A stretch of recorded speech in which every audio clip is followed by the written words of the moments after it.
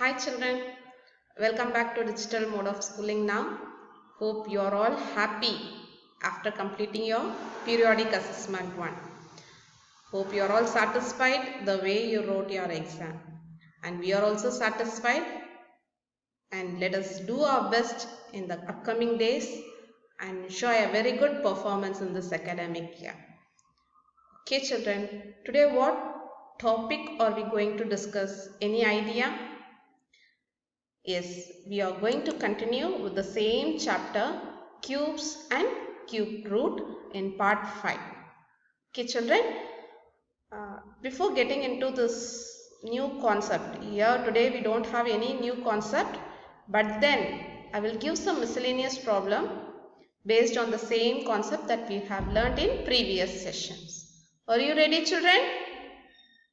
Okay, let us have a small recap of all the things that we have learnt in previous sessions. Okay children? And before that, let's have a thought as usual. Don't use the sharpness of your tongue on the mother who taught you to speak. And it's a really heart-touching thought, my dear children. Don't use the sharpness of your tongue. What does it mean? It means we should not use harsh words, tough words that will hurt our mother's or father's feeling. You are in the age where you are unable to control your anger when your mother or father guides you. You don't want to listen to them, but they are the one who taught you to speak. So, you should hold your tongue when you talk to your father and mother. When it is a good thing, when it is a happy thing, share with them. Even if it is a bad experience for you, share with them. But never use hard, rough words with your parents. It will hurt them a lot, my dear children. They are the one who showed you to the whole world. Okay, they are the first inspiration for you. Okay, don't use the sharpness of your tongue on the mother who taught you to speak. Hope my dear children are very good children listening to the words of parents. Even if you have not done anything wrong, and if they are scolding you, just be quiet and silent. Don't reply and hurt them. Okay children? Now let us get into recap session. And we started with cubes. What are cubes? The number that we get after multiplying 3 times. When I multiply a number 3 times, that answer is called as cube. Perfect cubes. Here I have listed down many cubes. 1, 8, 27, 64, 125, 216, 343. All these are perfect cubes. See, I have listed down the examples. And we learned few properties of cubes also. And we also know that if the factors of that number occurs in triplets, then they are called as perfect cube number. See here, this 8 can be written as multiple of 3 2's, 2 into 2 into 2. So I can say 8 is a perfect cube. Similarly, 1728. This number can be written as 12 into 12 into 12. Hence, it is a perfect cube number. Is it clear, my dear children? And if I come across a number where they don't have triplets factors, they are not perfect cube numbers. But I can make a non-perfect cube number a perfect cube number. A non-perfect cube can be made as a perfect cube number by either multiplying or dividing with the factors, with the necessary factors. And we discussed many examples based on that. Hope you remember. And now let's continue with some examples. Are you all ready now? Okay children. Here the question is, Find the cube of 4 by 5. So far, we learnt the cube for whole numbers. And now, I have given two numbers that are not whole numbers. And 4 by 5 is a fraction and 0.2 is a decimal number. And even that it is less than 1. Is it clear? Okay. Now, let me find the answer for 4 by 5, the whole cube. What will be the answer? Come on, try. Hope you can do it. It's a very simple thing. I have to find the cube of numerator and the cube of denominator. See here, this cube has been splitted over to numerator and denominator. So I get 4 cube by 5 cube. So what is 4 cube? Multiply in your rough column. 4 into 4 into 4. 4 4s are 16.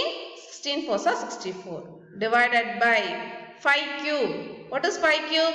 5 5s are 25. You have to multiply 25 into 5. Is it clear, my dear children? I get 125. Okay. Now let's move to the next question. 0.2 the whole cube. It means 0.2 has to be multiplied 3 times. So 0.2 into 0.2 into 0.2. Now these are decimal numbers. So how to multiply the decimal numbers? You have to forget the decimal point. Multiply the numbers. 2 2s are 4, 4 2s are 8. But where to place the decimal point? From the back, 3 places, after 3 places. So I place the decimal point after 3 places. Is it clear, my dear children? Here one decimal after here one decimal, here one decimal number, here one decimal number. 3 decimal numbers are there. So from the back, 1, 2, 3. That's why I have placed the decimal point here and not 8 alone is the answer. Is it clear? Now compare this 0.2 and 0.8. Which is bigger number? 0.2 or 0.8? How to compare decimal number? 0.2 is greater number. Hope you know we compare from 10th, not tens. This is 1/10th place, 100th place, 1000th place. So here I have 2 in 10th place. It means 200. Okay, here only 8. So this is greater number. If I multiply the number which is less than 1, the product is going to be much smaller than the multiplicand. Okay, these are the simple logic that you should know every time. Okay children, shall we move for the next question now? Here, show that if a number is doubled, then its cube becomes 8 times the cube of the given number. There is one number. If I double that number and then I have to find the cube, then it becomes 8 times. What is 2 cube? 2 cube, 8. So 8 times. There comes the hint for us. So let me see how I prove it. Let the number be n. I don't know what is the number it is. Let it be n. Now the n is doubled.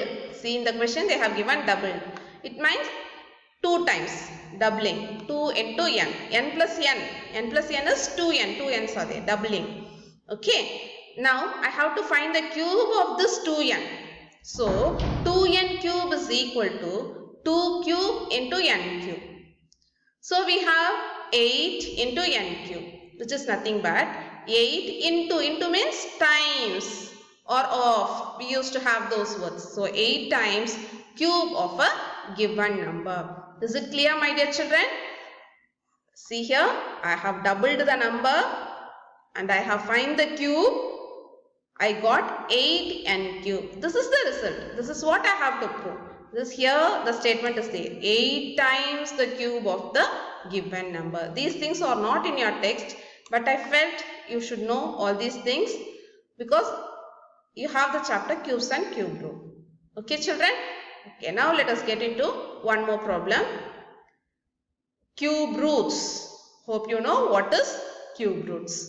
The reverse process of cube. Reverse operation of cube. What is the symbol used to denote cube root? We all know it is like this, as the symbol of square root only, but here you will have a small 3. This represent cube root. Okay, cube root. This is the symbol. Okay, let me do one more problem in that cube root. Find the cube root of minus 64 by 343. In earlier classes, I taught you how to find the cube root of only one whole number. You will do prime factorization and you will club them into triplets, take it out and you will give the answer. But here I have a fraction and especially it's a negative fraction. Can anyone guess what's the answer is going to be? If you are smart enough and if you have practiced well with all the cubes that I have showed in the beginning, you can answer it now.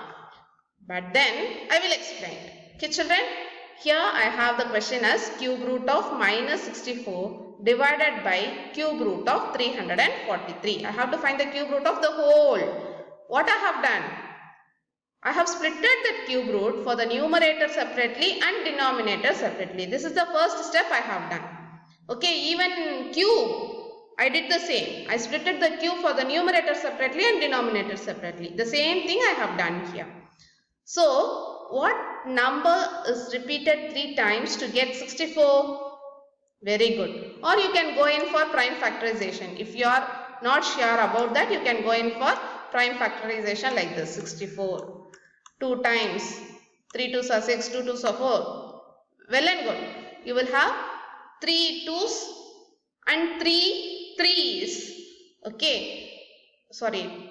6 2s will be there. So you will have minus 4 into minus 4 into minus 4.